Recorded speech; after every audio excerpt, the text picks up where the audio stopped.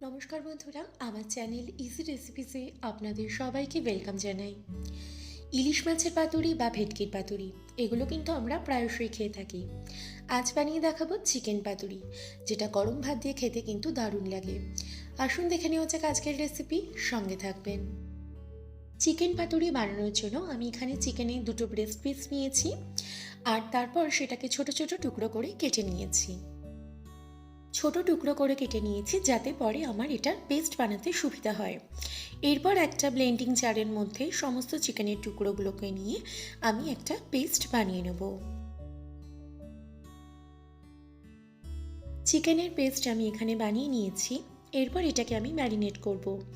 তার জন্য এর মধ্যে দিয়ে দেব 1 চামচ গোলমরিচ গুঁড়ো, এরপর দিয়ে দেবো স্বাদ মতো লবণ, এরপর এর মধ্যে দিয়ে দেবো একটা গোটা পাতিলেবুর রস,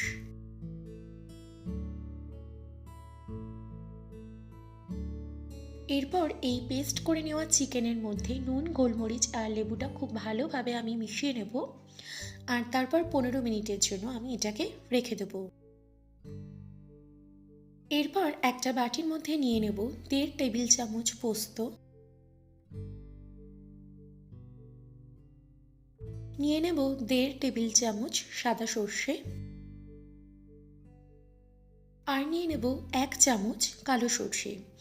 আর এরপর সামান্য একটু জল দিয়ে আমি এটাকে প্রায় 15 থেকে 20 মিনিটের জন্য ভিজিয়ে রাখবো।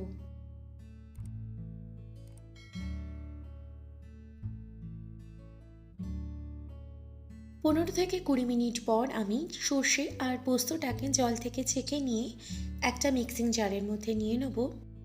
সাথে নেব নারকেল। এখানে আমি একটা হাফ নারকেল কুড়ে সেটা নিয়ে নিয়েছি। আর এরপর নিয়ে নেব 2টো কাঁচা লঙ্কা, নিয়ে নেব সামান্য একটু ধনেপাতা, নেব স্বাদ মতো লবণ, আর এরপর নিয়ে নেব 2 টেবিল চামচ টক দই। এরপর সামান্য একটুখানি জল দিয়ে এটার একটা পেস্ট বানিয়ে নেব। একবার ব্লেন্ড করেছি কিন্তু পুরোপুরিভাবে এটা পেস্ট হয়নি, সেই জন্য সামান্য একটু জল অ্যাড করে আমি আবারও এটার একটা স্মুথ পেস্ট বানিয়ে নেব। এরপর আমি একটা বড় বোল নিয়ে তার মধ্যে এই যে ম্যারিনেট করে রাখা চিকেন সেটা আমি দিয়ে দেবো, আর তার মধ্যে এই যে মশলার পেস্ট আমি করে নিয়েছি সেটাও আমি দিয়ে দেবো।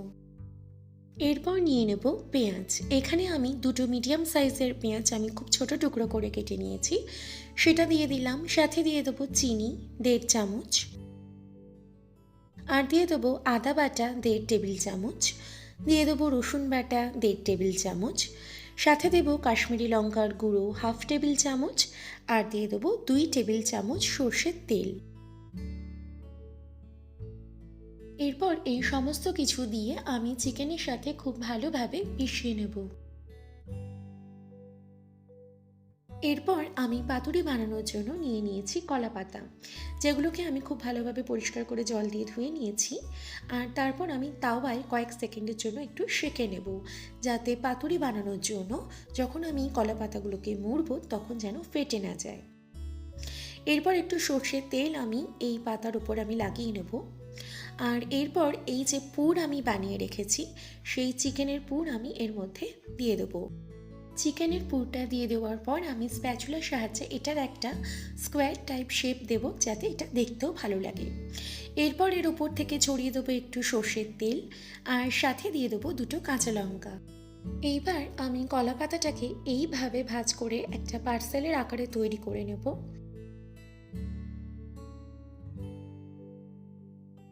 তারপর আমি একটা কটন সুতো দিয়ে এটাকে ভালো করে বেঁধে নেব।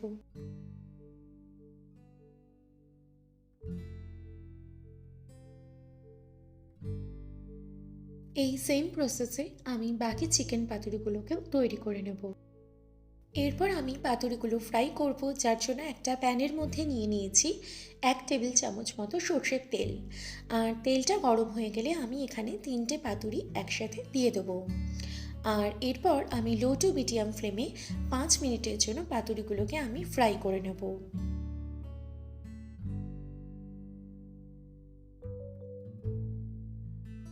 5 5 মিনিট হয়ে গেছে, আমি পাতুরির একটা সাইড ভেজে নিয়েছি। এবার আমি পাতুরিগুলোকে উল্টে দিয়ে আরও 5 মিনিটের জন্য আরেকটা সাইড আমি ভেজে নেব। আরও 5 মিনিট হয়ে গেছে, পাতুরির আমি আরেকটা সাইডও ভেজে নিয়েছি। এরপর আমি আবারও উল্টে পাল্টে আরও 5 থেকে 6 মিনিটের জন্য পাতুরিগুলোকে ভেজে নেব। টোটাল 15 থেকে 20 মিনিট মতো ভেজে নিলেই কিন্তু আজকে চিকেন পাতুরি একদম রেডি হয়ে যাবে। আপনারা কিন্তু এই পাতুরি ফ্রাই না করে স্টিম করেও করতে পারেন। সেক্ষেত্রে কলা পাতার জায়গায় আপনাদের ব্যবহার করতে হবে অ্যালুমিনিয়াম ফয়েল। আর এই সেম প্রসেসে পুরটা বানিয়ে সেই ফয়েলের মধ্যে পুরটা দিয়ে সেটাকেও আপনারা যদি 15 থেকে 20 মিনিট স্টিম করে নেন, তাহলেও কিন্তু চিকেন পাতুরি আপনারা বানিয়ে নিতে পারবেন। আজকের এই ভিডিওটা আপনাদের ভালো লেগে থাকলে ভিডিওটাকে অবশ্যই একটা লাইক করে আমার চ্যানেল সাবস্ক্রাইব করতে ভুলবেন না। দেখা হচ্ছে নেক্সট এপিসোডে নিউ কোনো রেসিপির সাথে। Till then stay safe, stay healthy.